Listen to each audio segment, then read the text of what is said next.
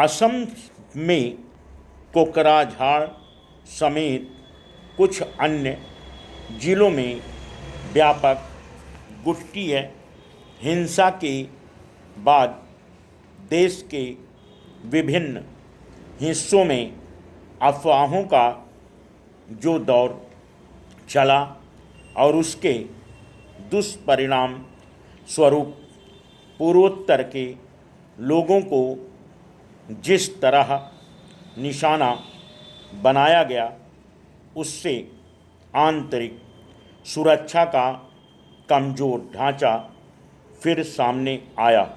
रही सही कसर कर्नाटक, महाराष्ट्र, आंध्र प्रदेश आदि राज्यों से पूर्वोत्तर के लोगों के पलायन ने पूरी कर दी।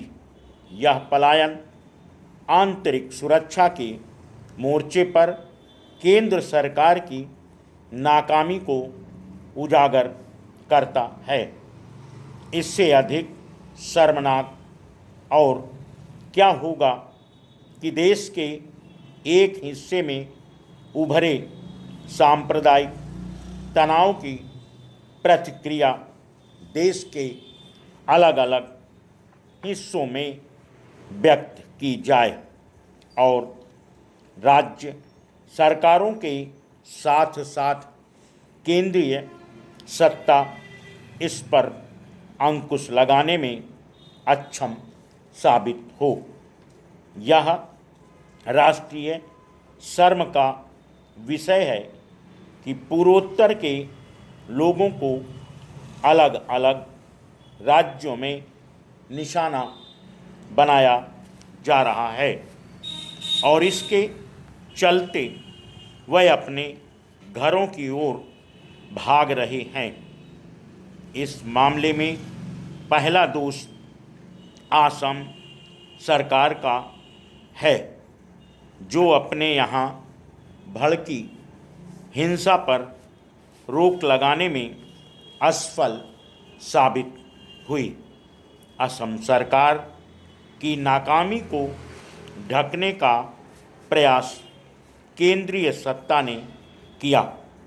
नतीजा यह हुआ कि वहाँ की हिंसा के बहाने अन्य राज्यों में शरारती तत्व सक्रिय हो गए।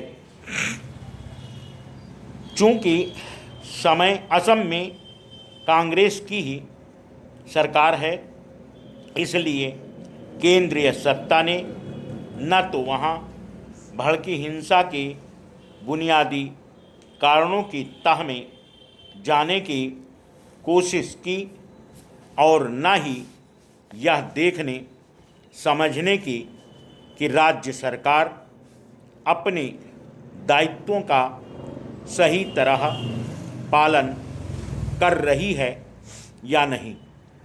असम में भड़की हिंसा पर बोडो समुदाय का आरोप है कि बांग्लादेश से अवैध रूप से आकर बसे लोगों के कारण पूरे क्षेत्र का जनसांख्यिकीय स्वरूप बदल गया है।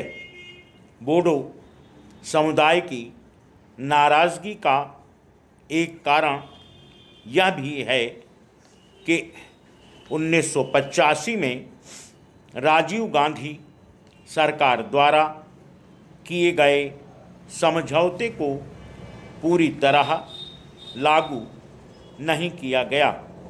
पिछले 1.5-2 दशकों में असम में बांग्लादेश से आए लोगों की आबादी जिस तरह बढ़ी है, उससे स्थानीय समुदाय के लोगों को अपने संसाधन हाथ से खिसकते नज़र आ रहे हैं। Full stop.